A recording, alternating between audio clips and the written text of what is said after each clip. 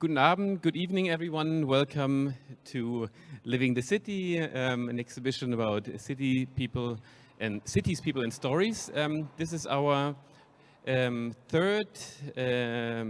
fourth Thursday actually in this exhibition.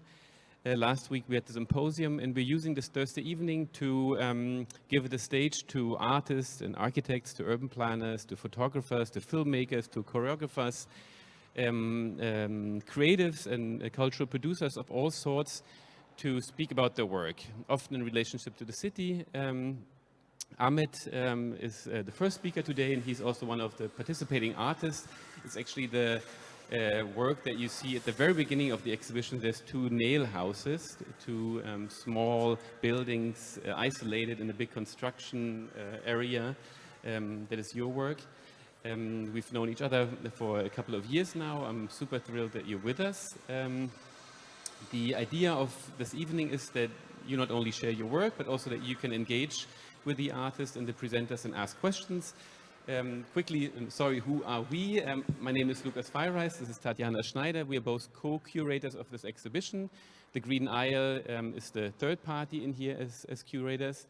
And it's been from the beginning our intention to create an exhibition that's very accessible for a broad audience, to discuss ideas about the city, to open up critical spaces in a very playful way, but also to create a platform here for the discussion, so that it's not only an exhibition that can be experienced, but also a place of open discourse. And with Ahmet, it's one of these artists that I admire for his work because you are actually also playful in opening critical spaces. There's a great sense of humor in this work, yet you are a very political artist. You're a conceptual artist with a kind of political agenda behind the works, or raising political questions, but he does that with a great sense of humor. And I'm a strong advocate of humor in communication and in raising the difficult questions. So thank you for being here. The stage is yours. Thank you. Thank you. Thanks everyone for coming, and now I'm supposed to be very funny because Lucas started the conversation like that, talking about a very tough topic. So this is not a title I invented after March. I've been talking about crisis for a few years, and now I'm finally happy that I'm not the only one talking about it, or one of the few people talking about it. I was talking about crisis in different ways. I thought in art world, especially, crisis appears in two different forms, like political way, civil wars, or natural disasters. Now we add another category, that is pandemic. And so to go through that, I mean, after March, when I was stuck during my 2-day trip in Istanbul that lasted for 1 month, I started collecting, I wasn't able to go exhibitions. I mean, I traveled for an exhibition that never opened, and then I was in transit situation for a long time. And I realized, okay, something I was missing, something I was always searching for was the artworks. So I kept going to exhibitions, but I start seeing less and less artworks. And I think this is a very big problem also in the city. So that was the moment I focused back the artworks. I thought, okay, maybe I don't like art anymore so much, or maybe I don't get inspired anymore. So I started thinking about artworks that have been inspiring me since the beginning of my practice. So eventually it turned into this little essay documentary, which you can watch still online as part of a festival in Graz. So I shared with everyone I know all the artworks that in different categories, and this was like all the artworks that were made at home over the 5 decades that inspired me. So I realized there was a lot of artworks that inspired me, and they're all super special and great artworks. And in this film you can see quite a few of them. And they're usually made in very limited environment, domestic spaces, and that's, for me, it's not a concern that when all the institutions are dysfunctional, artists do artists become dysfunctional? So all these examples from like 70s, 80s, early 2000s shows me and reminded me that it is not ever the case. So those artists, they can produce in any kind of environment with very limited tools. So that was never a crisis for the artists themselves. It was mostly the crisis of the institutions. And now I take the joy away from watching this film right now, so you can watch it online later. In order to continue this talk and the limited time I have in the talk, I go to some examples. So now we go away from the artworks, but this is an example during the Second World War.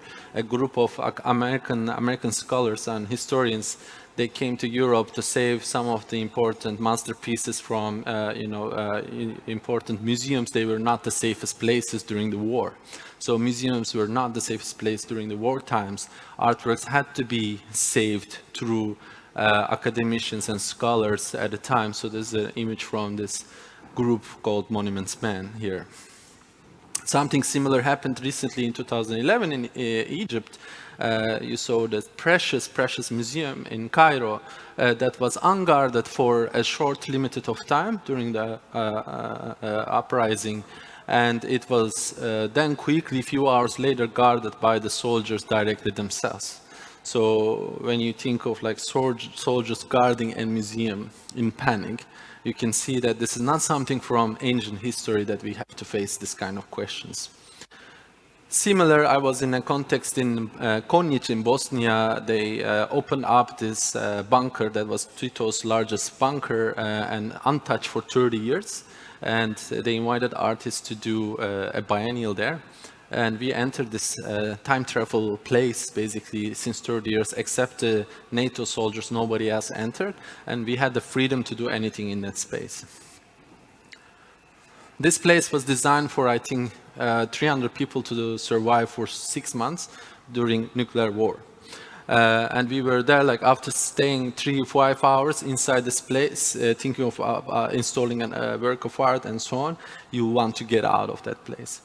What was unfortunate that artists didn't know what to do with a place like this, retroactively entering a place like this. Soldiers had a huge respect for the place. They didn't touch anything, but artists just like deform furniture, change the place. Like I liked it as it was before artists enter.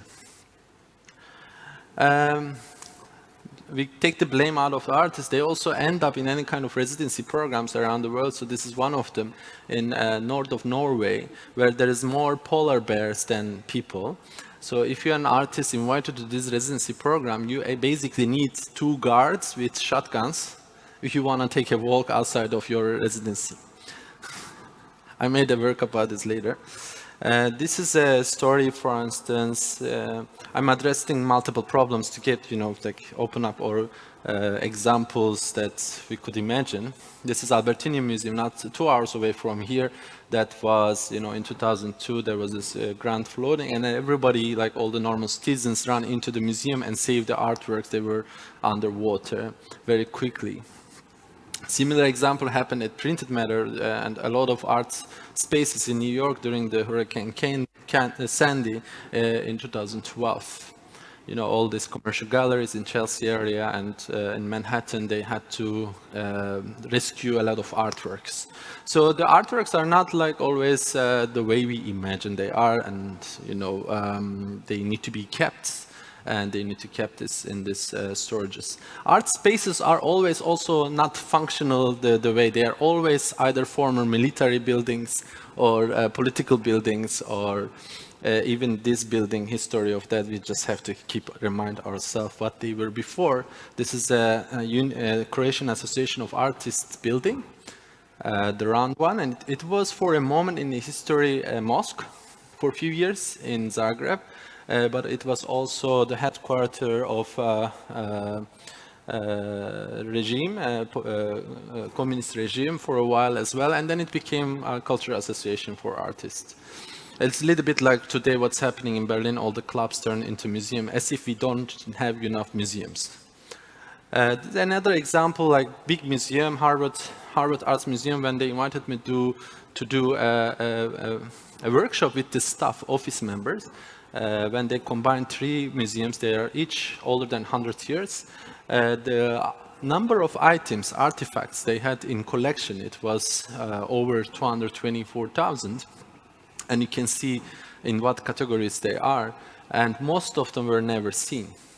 So it's such an important museum, it's full of stuff that even people working there never seen. So what do we do with these artworks?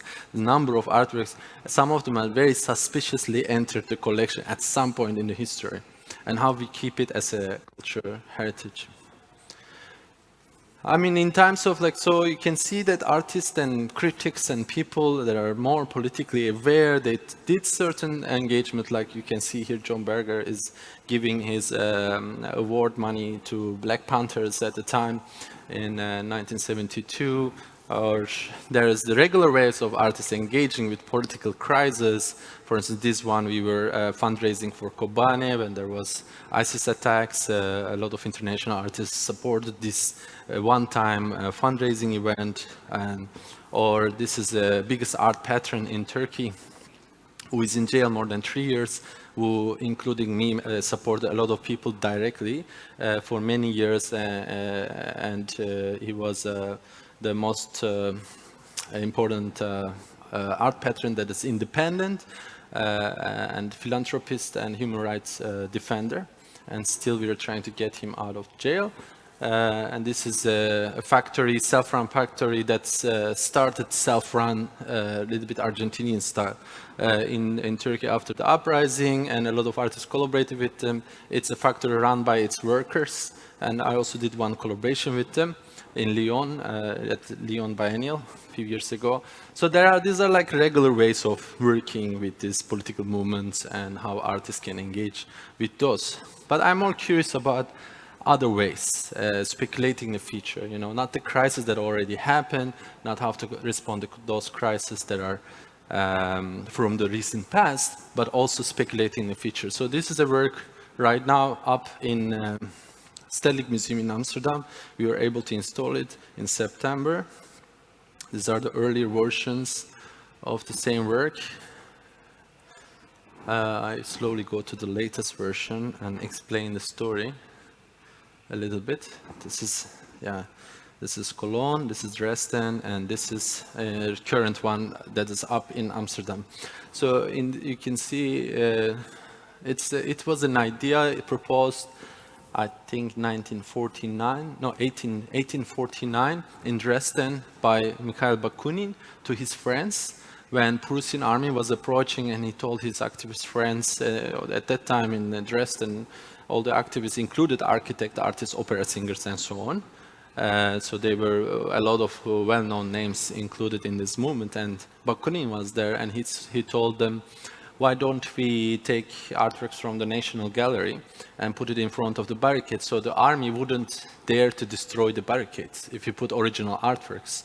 And they didn't take his idea serious, so this idea was unrealized project by Mikhail Bakunin from 1849.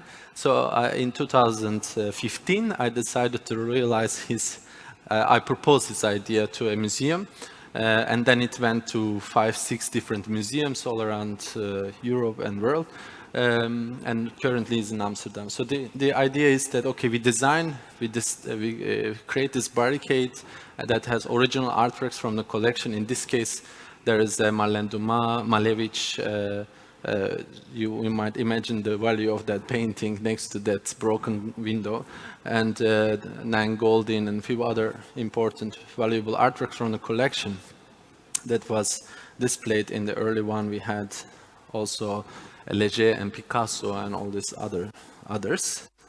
It was not the idea to illustrate this concept as a joke in a white cube exhibition space, but actually imagine the museum in times of crisis in the future, maybe in the near future. So the work comes as a proposal with a legal contract. If any museum buys this piece, they have to agree to give it back to the streets in the time when there is an uprising in that country in the future. So this sounds very unrealistic, but actually we work with lawyers, museum lawyers, and we set up a conceptual contract, and this contract is now even more developed in the new museum, and they're considering to have this in the collection with the risk or possibility to loan it back to the streets when there is a proper uprising in that country in the near future. And even the discussion of that is already bigger than how the art world or art institutions functions these days. But you know, during these times especially, it became more clear that we need to imagine those radical times. And we need to imagine, going back to the example in Egypt, a lot of art spaces, or Lebanon, they transform themselves, they transform their functions, and they work with the community, not against the community, or not charge them for tickets. They transform their functions in those times of war or uprisings. But it's not always that, it's also nature forces or pandemics.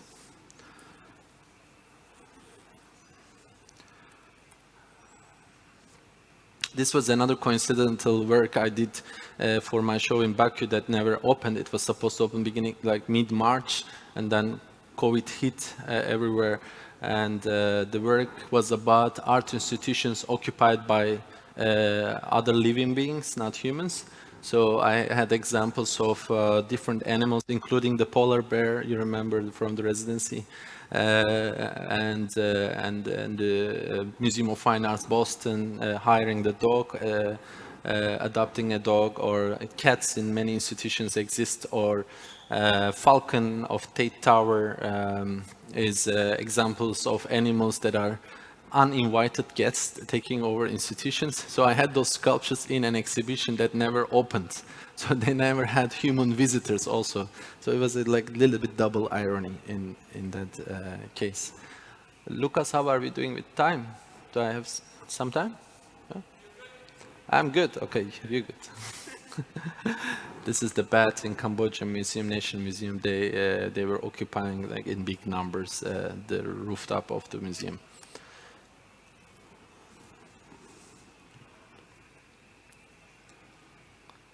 Okay. Maybe I skip this one. I go to this one. This is a recent commission I did in Romania. So I was invited to do a commission in public space in Romania last year, and I proposed something about two topics they don't really like. The communist recent past, nobody enjoys to remember that, and the almost like 160 years of Ottoman past. So I thought, okay, let's combine these two pasts that nobody wants to remember, and if there was any overlapping between the Ottoman past and the communist and socialist past. So I figured that there was actually a socialist Ottoman political party in the beginning of 900, not in Romania, but founded by an Albanian guy in Istanbul. So I took him back together with the women rights defender, or initiator of women rights defender from beginning of 1900, also from Istanbul, back to Romania as this format, this 3D image that creates the feeling that they're under like so typical street art technique, and we put it in public space. This is the second one, and this is the first one. So I thought I'm doing a good job, and it will be friendly enough, so maybe people will take pictures or they will figure out later what it is about. But immediately, even during the first install, the work was attacked multiple times. So first time they pulled it off, it was still wet. Second time they sprayed it crosses. And third time somebody cut it in small pieces. It's a digital print, so luckily I did it digitally, so we can put it back. And the last time you see that picture, somebody tried to burn it. So there was so much anger against this piece that I couldn't even believe that it's happening in Europe. But that's the funny thing, it's an undestroyable piece. So luckily I designed it in a way that it's not directly painted on the ground, so they would actually destroy it. But it was important to see for the biennial how ignorant they are that to put something in public space just like that without having this engagement conversation with people with very radical ideas. I had to talk to one of them actually for at least half an hour. And so another, now US have a lot of crises, but when I was working of what was about the biggest crisis at the time was the student loan debt, which still haven't arrived European system yet, but in UK, yes. So every student who wants to study in US, that, you know, it's student debt is something you cannot declare that you don't want to pay anymore, but any other debt you can in US. So it was the biggest debt. It was $1 trillion dollars, the biggest debt in US. So this is the chart until 2013. And after Occupy Wall Street, there was a small group of academics, artists, lawyers. They get together that, okay, 2 months of occupation is something, but we need to do something long term. So I'm really interested with this counter-financial long-term strategic ideas. So this is one of the brilliant ones that they created in US. When you own to the school and the state to study, you get loans. They don't come after you. The banks don't come after you directly. They hire in-between companies to come after you every month to collect $1,000 for 20 years. So a lot of people can't pay this, but those companies, they don't care. They just go after you. So these guys figured out they can become one of those companies themselves. And when you do that, banks sell you very cheap somebody's loan for 20 years. You buy it like 100 times less money. So they fundraised $700,000, and with that $700,000, they could buy from the banks and abolish $31 million loan debt of people. And they could, you know, continue that. They did that for a few years, and they sent people letters saying that you don't own anything anymore. So they were already very successful. I was very amazed by this concept they come up with and really create their own, you know, organizational structure. I thought, okay, what can we support this kind of idea through art? So I invited 5 other artists, including Natasha Sadarhagian, Dan Perjovski, Marta Rosler, Superflex, Krzysztof Wojcicko, and myself. I did this sculpture. We all did sculptures. They are coin-operated sculptures, so they double function. These artworks can be sold, and again, the contract enters to the scene. Every time there is money produced, even in the secondary market, if the artwork is sold again, all the money goes to the same activist organization, which is Student Debt, Strike Debt in organization in US. So every artist come up with different ideas, but during the show, every artwork collected money too, and that also went to the same organization. And somehow we designed a contract that it can continue for a very long time. So every time the artworks are speculated, they will produce endless amount of fundraising. So it's different than one benefit auction you do for one purpose. Most of the time I ask a few times this year again to donate an artwork for any crisis happening in the world, and I do, but it's usually one-time gesture, and the work is sold one time, and then it's fundraised for one purpose one time. In this case, it's infinitive time. So every time the artwork is resold, it will generate the same income for the same purpose. And later they want to do it in UK, because UK also became very privatized until after 1998. And finishing, yeah. So we extended 5 minutes, 5 stories. Okay. So what to do with this 5 minutes? I could actually finish it right now also. This is another little thing I did. First in Art Dubai, they wanted an educational project during 3 days of art fair. And I looked at around and said, we can't do educational project in 3 days in an art fair context. Let's see what is needed. So I saw they have all these volunteer free interns, like working for free, around 60, 70 of them. And they didn't have a meeting place. And I looked around at the art fair, they had 4 different kind of VIP lounges.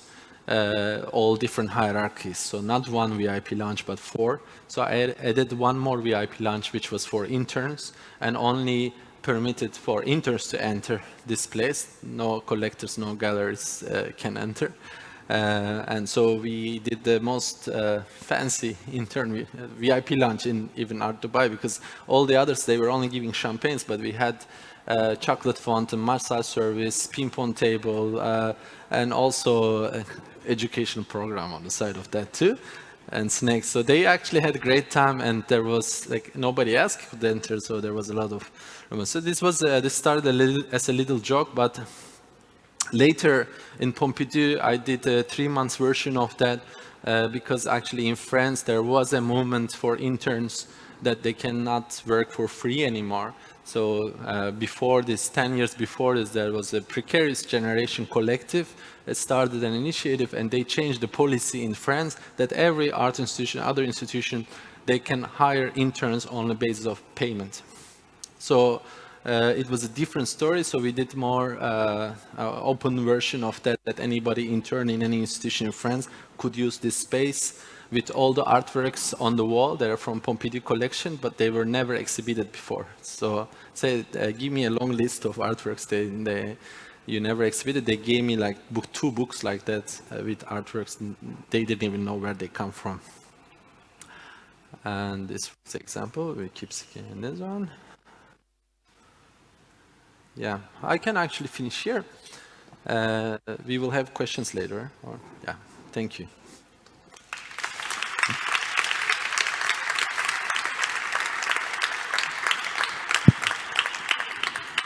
Okay, thank you, Ahmed. Yeah, this could go on. And actually, you can stay here. We usually have like 1 or 2 questions from the audience, and then at the end we can see if maybe both of you can answer. Thank you for this. This could go on, but I think you get the drift of where Ahmed is coming from. I have actually a lot of questions for you, but I would start with the audience. Questions from the audience. And again, there's no such thing as a stupid question. This is the moment to ask something. This is an open space. I will walk around with a microphone and hold it up to your face if you're interested.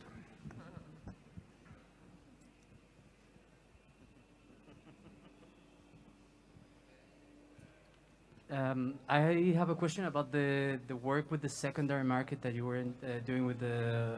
How could you control that? Well, not control, but how could you be aware of that? Lawyer yourself. Sorry? You're a lawyer yourself? No, I'm an artist. No, okay then.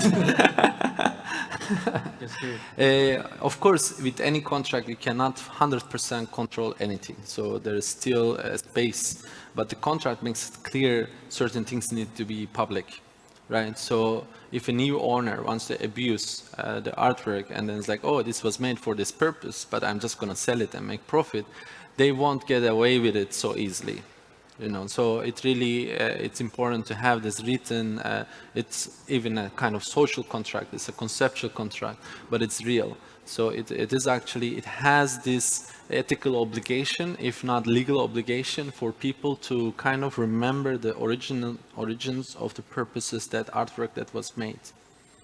Yeah. So I'm still shy, but my question to you, a very basic one. We spoke about it earlier when we were having a drink before. Your training is actually really like classical art, no? You went to like painting school. What was the breaking point for you to enter this very conceptual, almost like institutional critique approach in your own art? So there's a big gap, let's say, between your classical training and then the work that you actually do, or the development, let's say. I'm actually very proud of my classical training, I think, which is based on maybe 100 or 200 years back. So I feel like I'm from 200 years ago with my education.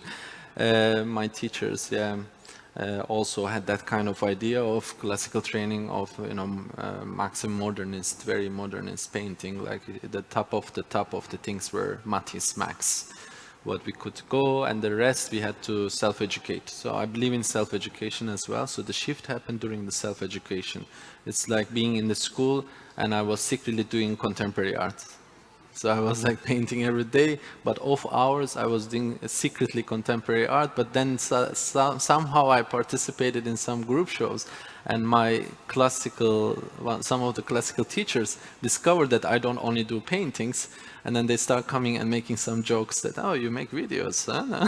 So it was a shift during the school already, because I realized this need to happen. You know, it's just, I could have just limit myself and try to make a little copy of my professors, but I thought this was important what I learned from them. I think it's super valuable information, so nobody can come and say that, yeah, of course you didn't train classical, you cannot make classical paintings or drawings and do this kind of art. It's important that I wish I studied laws, because most of the people I collaborate are lawyers or those kind of background that I didn't have training myself, but that's why I went towards a collaborative practice, which is important. You just keep learning. And maybe for later, because now we will introduce next one, we can pick up on the topic of self-education and also your Silent University project, which I guess was in the slides to come. Yeah. However, now I would pass the mic to you, Tatjana, to introduce our next speaker, Philipp Misselwitz. And a big round of applause for Ahmet again.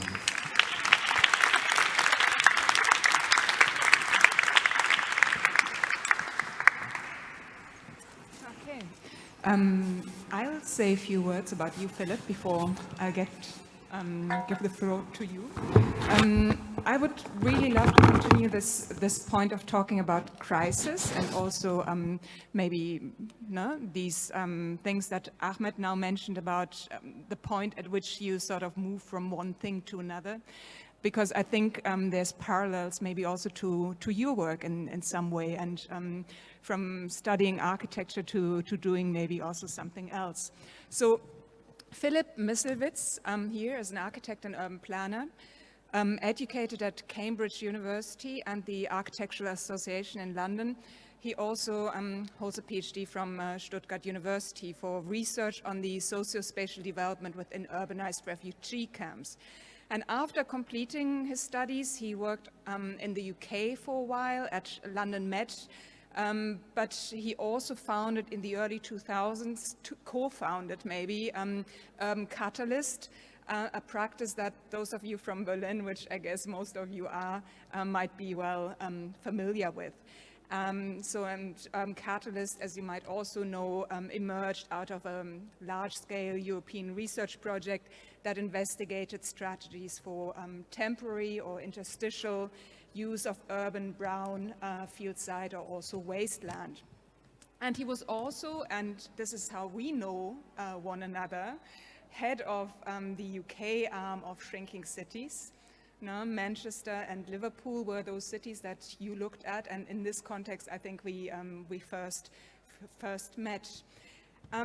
Subsequently worked as a researcher on a whole range of projects, and what I find particularly interesting, I think, is this sort of thing of moving between research and the field, so always moving in between something that is very applied to something that is also quite theoretical. So he worked on projects in the UK together with Wendy Pullen on a project called Conflict in Cities, working in Jerusalem and doing field studies. He worked on participatory need assessment and strategic planning projects funded also by the European Commission. And also for GITS, for the Gesellschaft für internationale Zusammenarbeit, and trained UN staff and government representatives in participatory planning methodologies.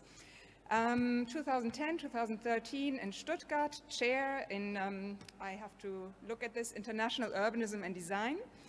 And for the past 7 years, you've been here in Berlin, chair of International Urbanism and Design at the Technical University, where he also leads the Habitat Unit, which, and I quote this from the website, seeks to contribute to the rich and growing body of knowledge of global urbanization processes, which is needed to effectively address global urbanization challenges. So we're looking forward to hearing about this. Thank you. Okay, thank you.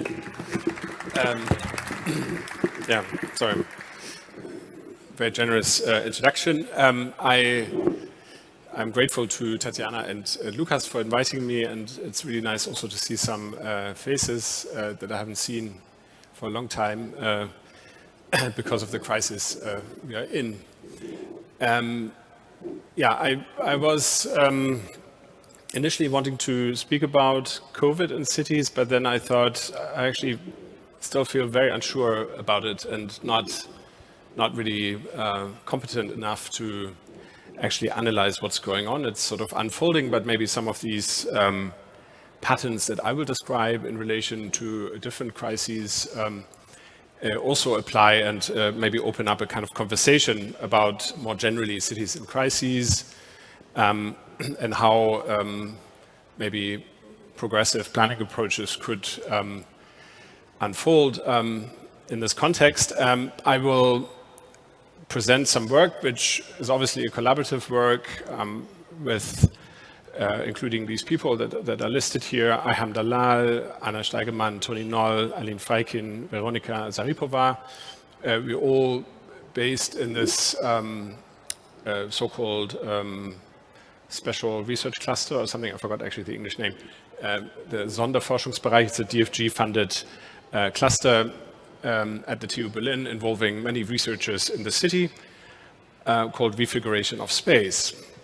Okay, so I will talk about the so-called refugee crisis and how the kind of spaces it produces as responses from institutions, national, supranational organizations, and also some of the counter responses to those responses by actually those who are affected by refugees themselves, and finally speculate a little bit about what that could mean for planning, for architecture, and how we could find a kind of useful way of being useful in this context. And I hope it speaks to Ahmed's talk, which I really enjoyed. Let's see. So the contexts in which forced migration unfolds are obviously really manifold. We are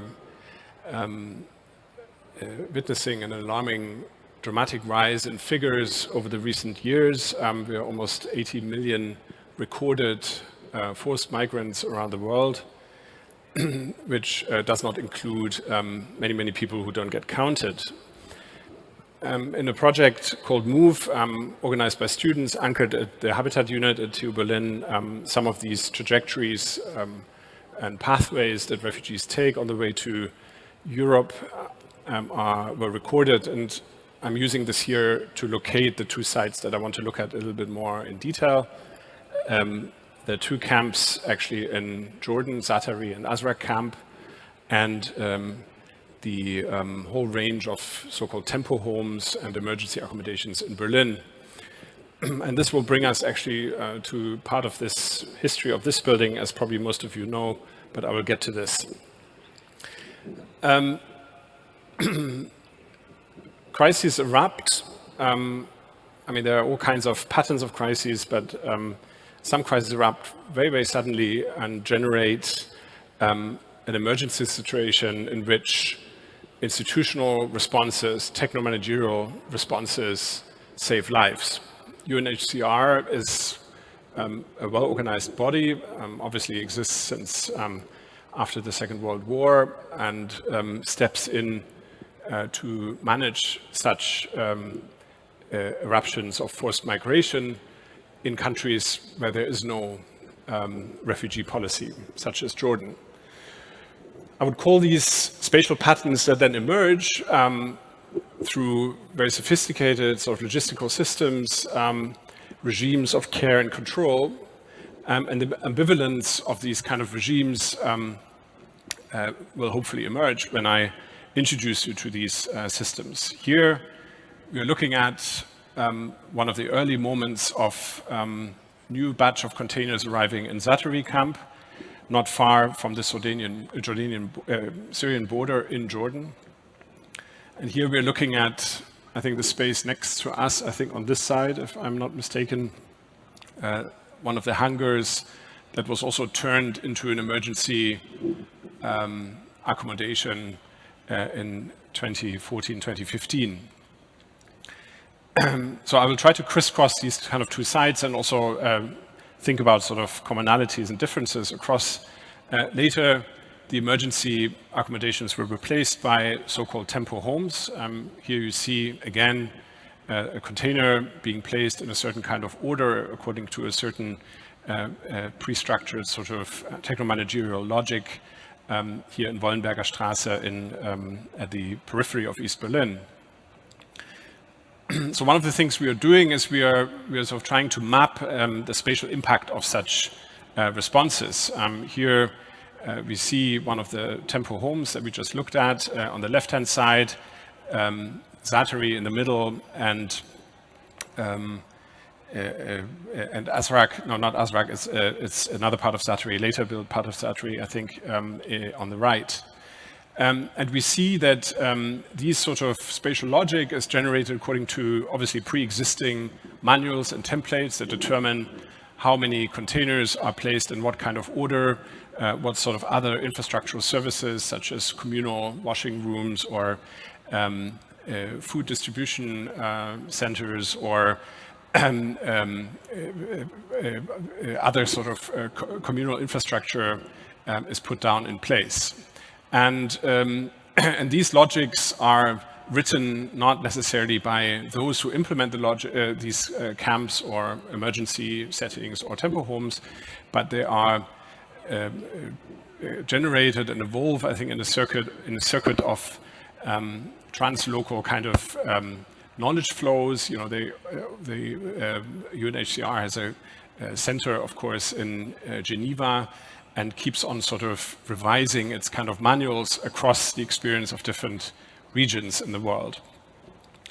And this is, again, showing at the bottom line the Zaatari camp in Jordan, and at the top the tempo homes, the sort of moments in which different donor-given batches of containers arrive from very, very different sources, which we also mapped, which make for this very important dimension of this kind of speciality that is created. It's a very kind of translocal, kind of polycontextual kind of speciality, conditioned by the different norms and regulations that donor countries impose, from Japan, Korea, US, Canada, various European countries. Container arrives according to slightly different specifications, different finishings, a different kind of logic of assembling different materials in one space. This again is looking at a little bit more in detail about some of these infrastructures or these circulation routes of these containers. In Berlin, some of the containers actually arrived from Spain, but we are still in the process of mapping. Actually, there are multiple sources across Europe where these containers were sourced. And these sort of transnational polycontextual kind of logic is written into, is evident, you know, in the everyday. When you look at these camps, when you walk through them, you see stamps, signs, logos of donors, but also evidence of marking systems which follow certain codes and rules. The container really, like, I mean, this is kind of a container, I think, Tatiana, I'm not sure, no, not quite, is the sort of DNA in a sense of these camps. Here you see different specifications as they were defined for use in tempo homes. You see the way they are assembled here in sort of apartment style kind of units of 3 with a sort of service unit in the middle with a small kitchenette, toilet, shower, and 2 furnished, also according to preconceived standards and regulations, furniture, such as beds or chairs, tables, lockers. So this is kind of one side of the story, the techno-managerial logic at work. Here we look again at an early moment of Zaatari camp. But of course, what is interesting is what happens after. You know, will this kind of purity of this kind of spatial logic prevail, or what will happen? And here we're looking not at exactly the same view, but at a similar sort of aerial perspective of Zaatari, only 6 to 8 months after the initial view was shot. So you can see a process which we will call refiguration, a very complex process of sort of spatializing, socializing these sort of techno-managerial order and subverting this order in a sense from within. And the key actors at work here are refugees themselves, and I want to introduce you to some of their practices, some of the techniques and tactics of subverting this order, of negotiating, in a sense, different spatial outcomes in more detail. Here we see actually an early phase of Zaatari pre-containers. Tents were used, which is often most handy and quick to implement. And we see a similar micro area studied after the containers arrived and after refugees actually somehow used tents or used the containers that they were entitled to, but recomposed them in completely different ways, building on the earlier logic of inhabitation of the tents. I will explain a little bit more in detail this particular example. And here we see these sort of spatial tactics of merging containers, introducing, mobilizing all kinds of resources that can be found, that can be bought maybe in neighboring villages, that can be bought on emerging illegal markets within the camp, in which some people disassemble containers to its components, and here reassemble these components to form courtyards, also mosques, roofs, and in this case, also disassembled kind of inner linings of these containers has then been turned into a kitchenette, a sort of living room-like furniture. Here again, you see this kind of process of disassembling and reassembling that is taking place. Again, you see this sort of courtyard example in the making. And we have, since we are unable often to take photographs or only insufficiently good photographs, and many people asked us not to use these photographs, we began actually to draw these kind of settings. This is a drawing still in the making. I apologize that these speech bubbles will fill, to communicate and study these kind of techniques that we observe and that often also travel through the camp. They're copied. One helps each other out. So someone discovers maybe a planting technique, which is then copied by a neighbor and very quickly travels through the camp, or different. Here you see a sort of technique that people narrated for us, how a container is actually moved by a few relatives here, moved into a different position than it has been placed by UNHCR, or how different kind of additions are being constructed. Again, I apologize, this is a bit small, but we see often that these assemblages, in this case in Azraq, evolve very quickly in very complex spatial configurations that introduce different hierarchizations of space. They introduce often a sequencing of space from more public zones to semi-public zones to more private zones, often specifically allocated for different families and family members. And in this particular compound, we observed, we actually have here a trace of a sort of grid line street, illegal tappings of this whole cluster into the mains of the electricity, self-installed containers for water collection, forming a sort of gateway leading into a semi-public interior, where two containers, one placed more on the public face, one more in this sort of semi-public core, are jointly managed by this extended family that all actually arrive from a set of villages. They all are part of a larger sort of family or clan. They reproduce, in a sense, social hierarchies by someone being in charge of actually running this madafa, a sort of shared reception living room, and then different nuclear elements of this extended family inhabit these more private courtyards, which are formed by clustering the containers in a certain way.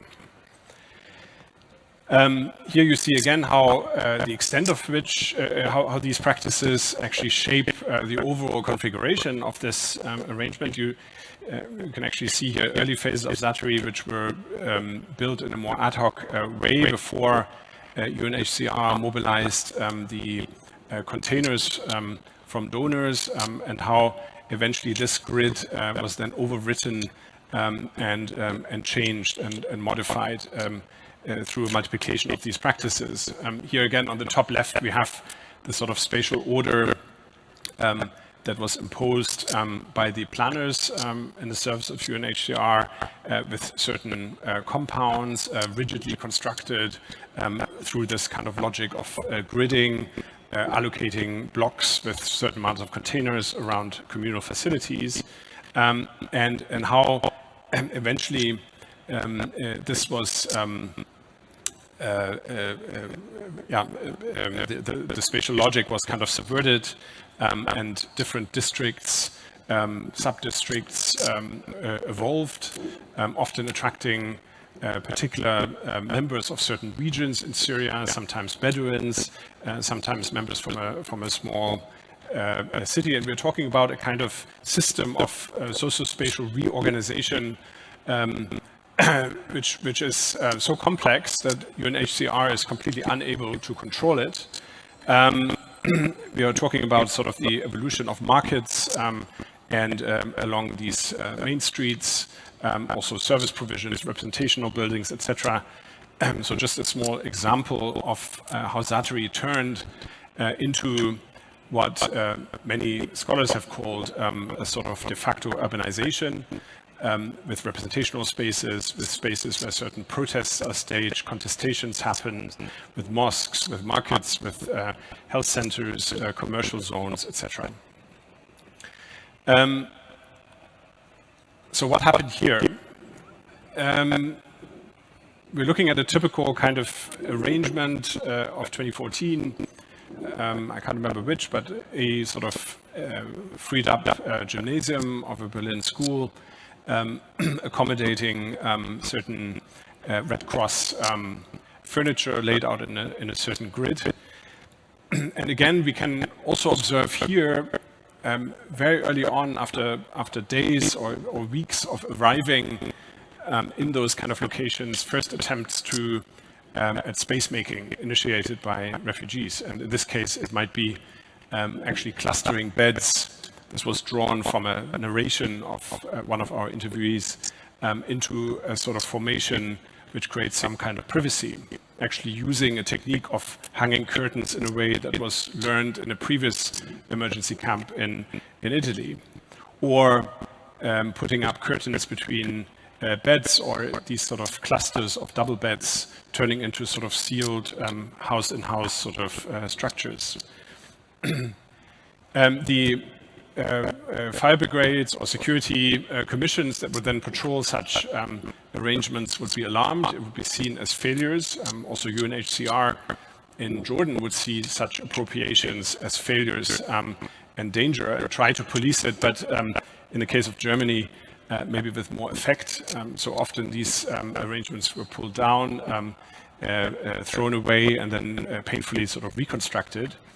And here we see a later stage where we map the sort of spatial appropriations in these tempo home settings. You remember the sort of 3 containers forming one apartment. And again, we see, maybe to a less extent, because reinforcement of rules is much stronger and more rigid in a German context, but we also again see these very simple kind of spatial tactics that create small zones of privacy or semi-public zones, such as enclosing these porches, pulling down shutters, maybe hanging curtains inside, painting kitchens, and also organizing within the rigidity of this also furnished room a meal, because a family of 8 or 9 cannot sit around a table for 2. I heard something, but I guess it wasn't important in my ears. Can you hear me? Yeah? Okay, excellent. 5 minutes, okay. Oh my God. Really? It's always the same. You can just don't notice.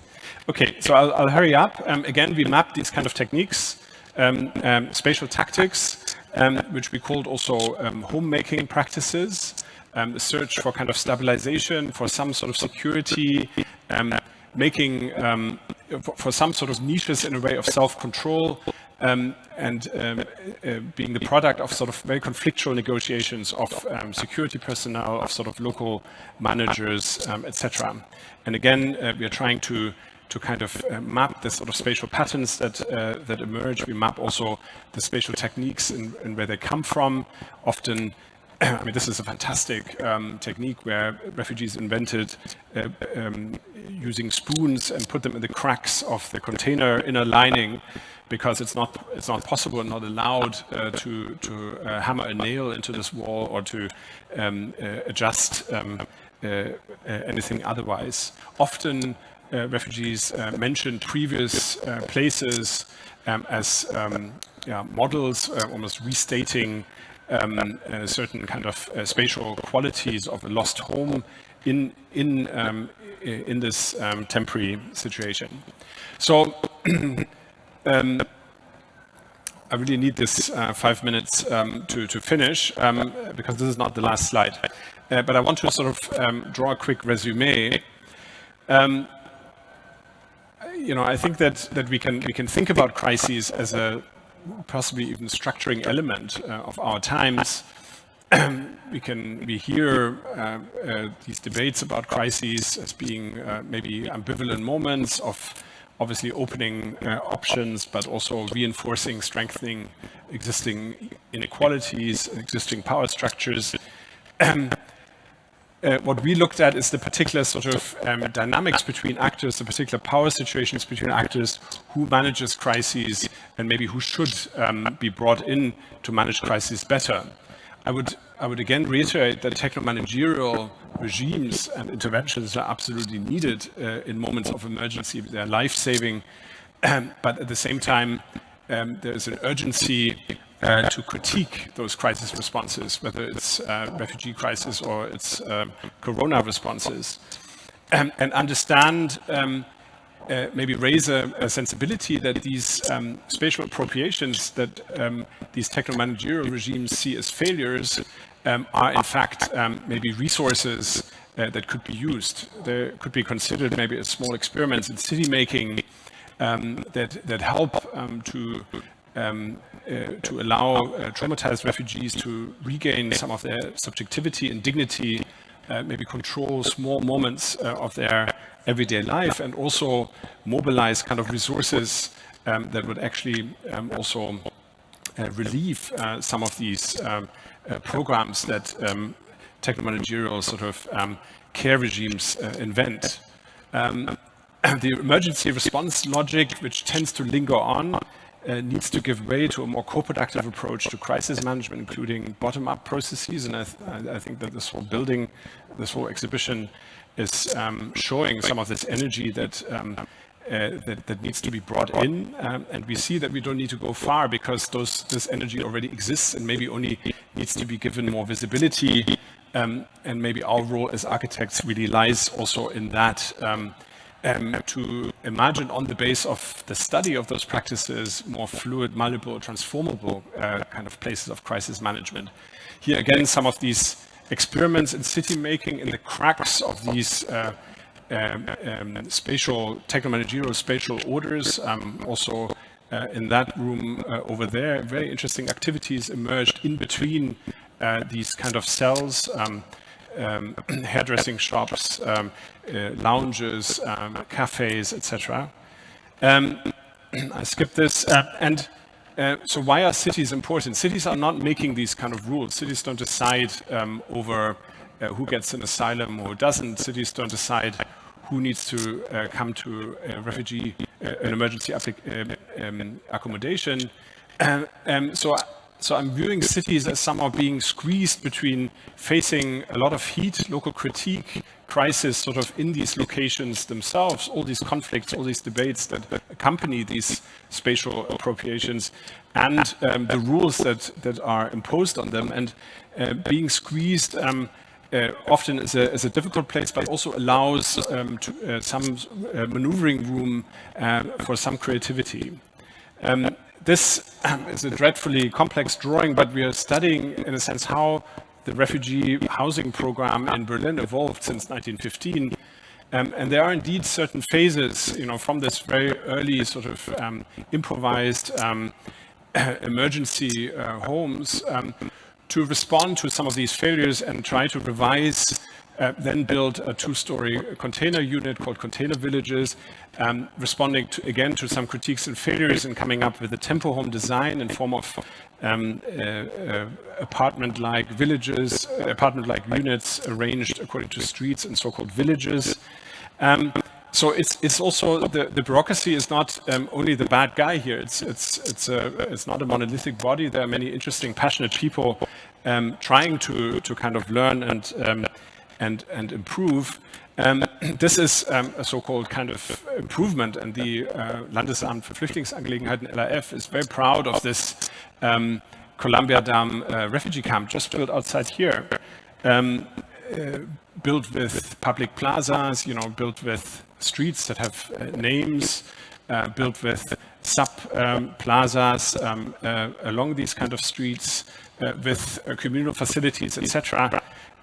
So some planning was going on here. The only problem is it looks like this when you approach it. It is, again, a kind of bureaucracy, kind of rationalizing maybe earlier failures, but then responding with a sort of overdrive, a design that doesn't create kind of open, appropriable structures, but very expensive, vast open spaces that are difficult to appropriate, but there are. So I wanted to just 2 minutes give a few examples of how we at the Habitat unit try to then work with students or also giving advice to certain organizations and try to sort of suss out maybe more constructive, progressive roles for architects and planners in this kind of context. This was an exhibition called Space, Time, Dignity, Rights, where we connected a lot of these self-initiated practices and brought visibility to it, also vis-a-vis UN institutions, but also we are trying to kind of retrofit refugee camps with insertions that incorporate, that are co-designed with refugees. We've written manuals that Tatiana mentioned about participatory community-driven planning with refugees. It's trying to mediate between these different rationalities.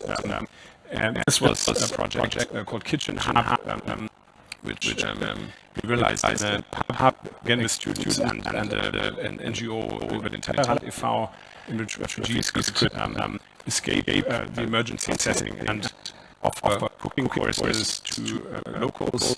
This is extending this kitchen hub into the local neighborhood.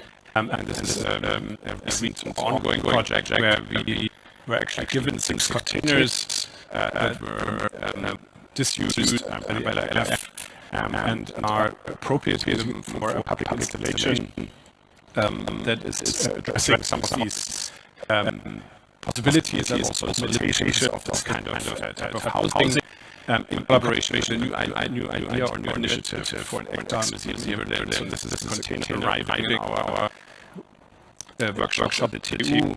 This is us assessing the structural possibilities of such containers, possibility for disassembly and reassembling.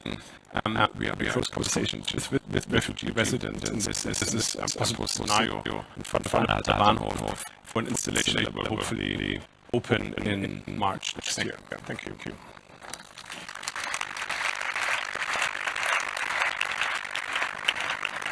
Thank you. You stay there a moment. I think we're trying to capture maybe one or two questions before we move Ahmet back up on the stage. If there's any immediate questions, show your hand. Maybe it was already addressed, but when you say you make these improvements, is these based on your assessment of how the appropriations happened, or were you actually going in and talking with the inhabitants of these spaces to make these improvements? Well, yeah, it's the context in which we work is very different, and that's quite important. This difference. I mean, these participatory improvement projects were actually done in the context of Palestinian refugee camps, which is a very different situation. They exist for sometimes 70 years, 5 years. And they have grown into very, very dense settings because the UN administration is sort of not turning a blind eye. They just don't want to know. It's insecure, it's dense, it's crowded. But of course, they know that people have power and they can't take that away from them. So this sort of dense standoff between a body, a humanitarian de facto government, the refugees led to basically inaction and continued informal building. So that's fine, but eventually, the spatial resources, when they get 10, 12 stories high, it becomes very, very dangerous. People get electrocuted because of self-made wiring, buildings collapse. Often these camps are also positioned in earthquake regions, so it's a very, very sort of power-made context. There's a standoff. Both sides have power. The refugee residents have a lot of power. You're not allowed. A UN bureaucrat gets kicked out if they want to start. Improvement measures. Often for decades they were completely shunned because it was considered maybe a beginning of a conspiracy theory to turn them into legalized cities and take away rights for refugees. So there's a context of complete distrust.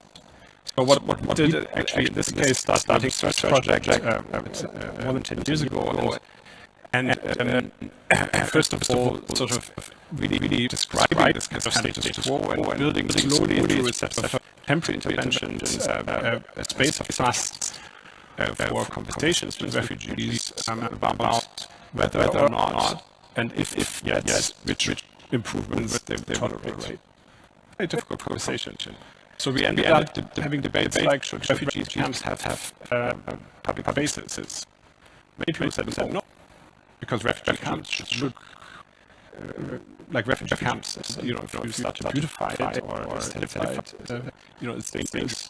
But we found ways of creating openings. So what I'm saying is that this is it's a very power-made sort of charged territory where you have to step extremely carefully. And as an architect coming in, you're immediately in a defensive because why there? But at the same time, these places seriously need help. They need investment. They need and so in this process of negotiation, we actually agreed on a methodology of forming sort of a joint committee of going through a whole year of focus groups, conversations, workshops, some more playful, some more serious, in gathering in the sense a kind of agenda, building an agenda. And this was refugees said, why should we do this? Because the UN may never do what we want. And we said, no, they will. And we actually faced really some heat following up on this promise. But I wouldn't, we managed with some things. Not much, but some. And I think it was an important context. I mean, very, very different from working laterally, from working in subsidiary camps, or from working here in Berlin. Our role was much more kind of researching role, and we had a conversation with the LAF about findings. It's an interesting, difficult conversation with a lot of worries, also from the Berlin administration of why we're doing this, and we always get a lot of questions. Well, these images are so ugly, we can't show them, you can't publish them. They're so sort of scared of critique, of negative press, of the heat, that they protect themselves, and it's very, very difficult to get access actually as a researcher or as an NGO to even these temporal posts. But we keep a line of conversation, and many very, very talented and passionate people on the LF, that we try to work with. One more question here. Yeah. Sorry, there was a little answer. But Hi, first of all, thanks so much for the talk so far and your insights. Well, it seems like a lot of what you talked about is the resilience of people in crisis and how they react to urban planning and reappropriate it. I'm curious about, since you're very involved with these questions in general, what you consider some of the biggest shortcomings of urban planning in terms of the current pandemic and the ways that you perhaps observe the resilience in the urban sphere. So things that, or unexpected also things that people haven't anticipated yet with urban planning that will come up because of this pandemic. That's a really tough question. As I said, initially, we're beginning to observe and think about this. I don't have concrete answers. I mean, we know that pandemics have always been hugely impactful on the whole idea of planning. Planning, the whole history of planning is, you could say, in some way, a response to pandemics. If you look at the city in the 19th century, how the roads evolved, how wide streets should be, how streets should be paved, should be paved. The famous Berlin Schweinebauch Platte. Do you know what that is? The typical pavement slab. This was kind of innovation by a private entrepreneur, who wanted to protect his restaurant in the city in the 1830s. But then it became so successful, it became standard, it became a rule. So there was innovation, as you could say, bottom up. All because at the time people believed that organic waste in the fumes coming from organic waste caused typhus, caused diseases. It's not true, but bacteria and caused that. But at the time I thought that smelling the stuff, so it gave a kind of impetus for cities across Europe, starting huge programs to build canalization or water vision, etc. Anyway, this is the history. So now we observe similar, I would say, experiments, and some are more, I would say, more bottom-up experiments, but some are also within the administration, which is not a monolithic body. But we know from Berlin, how certain districts in the city try out more, and others observe or copy as knowledge travels around the city. I mean, talking about the pop-up bike lanes, for instance. So I think studying these kind of responses is I'd like to do it. It's really interesting. I think you led me on to a question which I can't stop. It's an interesting topic. I mean, it's endless. Maybe shall we start to configure this space a little bit? Yes. And bring Ahmed up again. And you can get share. And Ahmed gets a share. And I think we would like to get into conversations. No, they're fixed. No. It's this one you have to use now. It's the coffee share there. Yeah. Okay.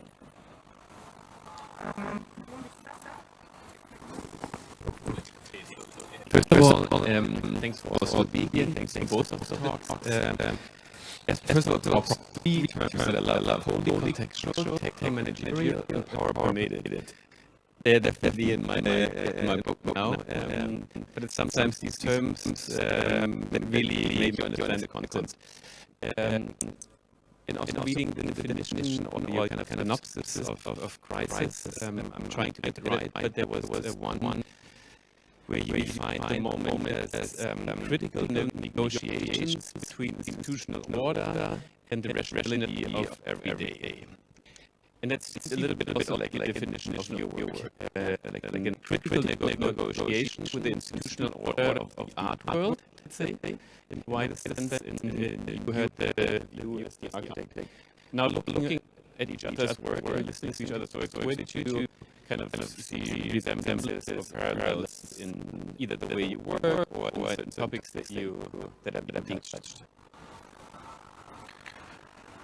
I like the space that you showed in your first slides. I can't remember exactly what it was, but I thought it's interesting how you also you kind of reinterpret or you intervene in kind of spaces that have history coming from crises or military infrastructures, and you try to initiate a sort of way of looking at the spaces otherwise. So I thought it's kind of what these inhabitants are doing in some way, more unconsciously, but you're an artist, you're coming from the outside, and I think I don't know, I see these tactics, maybe they're coming from different starting points. There's a limit to which one can compare them, but both in a sense change these kind of places, try to subvert these kind of orders. I mean, this is how I saw it, and I think this is very important. I think the artists can intervene in the sense, or give great access to some of these spaces which other people cannot. So that's what I think. Yeah, well, I was, I'm always amazed by the field work. We also did work in Jordan as well for a bit. I mean, if I'm allowed that, I would mention a little bit about Silent University, education platform we initiated 9 years ago. And we made a mistake in the beginning also to use the term refugee. We don't no longer use it because the term itself somehow rates another level of hierarchy. So the definition of refugee, first time I started thinking about it also, it was the third year when we started initiated in Amman, and they want to translate the principles that are written in English to Arabic. And they said, look, in Amman, the term refugee doesn't make any sense. You know, more Palestinians than Jordanians here, and they came here a long time ago, and those neighborhoods, they are in the city center, and they are like big neighborhoods. And also the way they are placed in society, they cannot start their own businesses, but they can go really high in society, but they will never be from Jordanians. So these nuances was very important to discover for me out of European context, although I myself come out of European context, but thinking about displaced people, I will call them instead of refugees, displaced people or forced migrants, until I could also think of any better term. I'm sure there are better terms than those, for temporarily I use those terms. It was important that we started in European context, that there are all these people that are forced and displaced, and they have even academic knowledge in a very high level, and often that is not recognized at all. So I also saw that in the beginning, if I keep talking about Silent University as an initiative, to keep representing in different art institutions or NGO collaborators or academies, it will be false. So right now it's the 9th year and it's self-run by the main participants became the coordinators, initiators. I became a guest myself. They represent and talk about it, give the lectures. A lot of people don't know, even I involved in the beginning as an artist. So for me, this kind of methodology of transformation was very important. Of course, we need to push back with the states, but there are like multiple ways. So in our case, authorization would take years for anyone participating in Silent University as an academic to get even paid and perform as an academic like us now on the stage. So how we can skip these years of waiting before they need to get that any legal authorization, but we can start with immediate recognition. Right there, right that moment, somebody goes on stage, and right after they're paid as I am paid. So it's always same. Even if they can't write an invoice, even if they don't have an IBAN number, even if that's not legal presence in that place. So it's a long journey of 9 years. We tried in assets as well. It's a different context. So it requires a lot of field work as well, and no institution or state support in those countries. and that security becomes a big issue. So I was thinking about that. So this is a conceptual, artistic way of thinking, but also try to put it in practice, that it, how it can be self-run. But it's also I learn a lot from the field work, as the examples showed, and the differences also, like put it in the daily practices, right? Like there is this limited infrastructure for huge number of people, because we had the luxury to. I thought we should remain a small group of people in order to have everyone involved that can be acknowledged in that level. So if you go to a number of people like 1,000, 2,000, 3,000, and then it gets a lot harder to acknowledge everybody's actual real background, and also celebrate that and recognize it. Yeah. I was wondering whether the same could actually be said for the word crisis, no? When you're very critical in a way of the word refugee, and I think sometimes, and maybe we could talk about this, whether in some contexts it might be useful to use certain terms, when in others it might be highly inappropriate. But what about the word crisis, no? How do we use the word crisis, in what context, and is it not something that we could then also talk about? Who produces this crisis? No?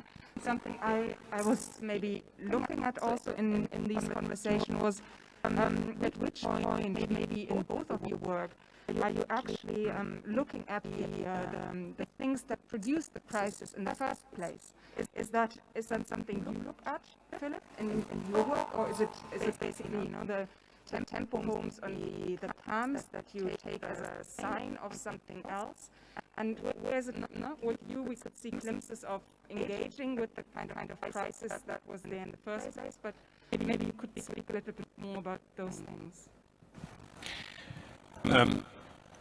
This is a tough question. I would like to say no. We don't engage in the origins of this crisis, although they are everywhere, but they're unavoidable also. They're in your face. I mean, people carry that. That's the first thing they tell you. So it becomes a part of the story, and it's obviously really hard to manage expectations. We can't help. The scope of what we can do is very limited to engage constructively. But what we can do is to rethink and reimagine this kind of place where people are at this very moment in limbo, you could say, with a huge amount of uncertainty of how things will continue. But I think that plays. I mean, I had a friend who is a psychoanalyst who studies how trauma erupts and becomes kind of threatening, right? This is not immediately. You experience a very tough moment, but you're traumatized, but the trauma doesn't become a kind of clinical condition only until much later. And this was done actually in relation to, I think, Holocaust research, where people looked at how people developed traumas in the 60s, 70s, how trauma erupted into becoming a life-threatening situation. And they found that the space in which people live at this moment, in their new condition, in the place of asylum, you could say, had a huge impact on whether the trauma that is inside them is lingering, erupts in a dangerous way. So, do you understand what I mean? So that's why I really think it's very, very, very important. And for me, this appropriation is not just an aesthetic kind of thing to study, but it's this is a kind of very, very vital space that people rediscovered to regain dignity and some kind of stability and become subjects again. And if I fully believe that if that is achieved, then this is the best way to prevent the trauma that they have faced and that they will continue facing all their lives does not become life-threatening. Yes, I should respond to your first question about the term crisis. Like the way I became critical of the term refugee and seeing what happened in 2015 and 16, how it's used in the media and also by the states. became more obvious. In the beginning, it didn't feel like a problem at first, but it was the problem always, you know. But if you want to make a declaration like 1951, UN Convention about refugee term, you need to use that term. So it was used for the first time in the legal laws, like back then. So we need to kind of update always these terms to give the right meaning. And it's the same with crisis. So I've been using this term, but I always think that crisis is just something just comes as a surprise. You know, mostly it's human-made. Mostly we just make it. But we just don't think it's going to come soon, or it's going to come to us, it's going to come to the others, or it's going to be elsewhere. So there's always this different positioning in crisis and urgency, the word urgency and need. So I would rather use urgency and need, and they will be like, well, you always make art based on these two words. You know, why do you have to do that? We are in a good holiday town. Well, even here, why you need to focus on urgency? So I've been always prioritizing those things because these are the words that comes before even the crisis happens. So we need to take an act before it happens. Otherwise, we need to have like prepared emergency plans and plan A, plan B, plan C now. So everything is now at least 3 options at the moment, organized that way. But the institution didn't have the ability to plan things, especially art institutions, as a plan B option. It was always already planned one way, as if everything gonna be based on a normal structure, normal routine. But it's never based on normal routine. If there are no more questions from the audience, I think it's the time where we can get some few drinks. Coming back to the term of crisis, obviously, it's if you think about it etymologically speaking, crisis is the turning point of the disease, but it comes from the Greek crisis, which means decision. So the crisis is actually the moment of decision. Right? So anytime you're in a crisis, think of that's the moment where you have to decide on something. And I guess this is something that we're trying to do in this exhibition as well, that we're showing a lot of examples that are decisive points. So we're at a point also in the development of the city and the world we live in where decisions have to be made. But that said, I'm so thankful. We are very thankful on behalf of the Green Isle, Tatjana and me. I'd like to thank you two for joining us here today. A warm applause again, please, for our 2 speakers. And a warm applause back to you for coming in such great numbers. Please join us at the airlift for a drink. We can still hang out here till 10 today. Next Thursday, again, keep in mind, I see a lot of faces that are coming back here every Thursday. That's fantastic. But every Thursday at 7 o'clock, it's worthwhile coming by. There's going to be great talks like today. Next week, it's Marina Otero-Wesir from the UN Institute in Rotterdam. And Nassan Tour, Berlin-based artist, joining us here for their talk. So again, thanks to you. Have a wonderful evening.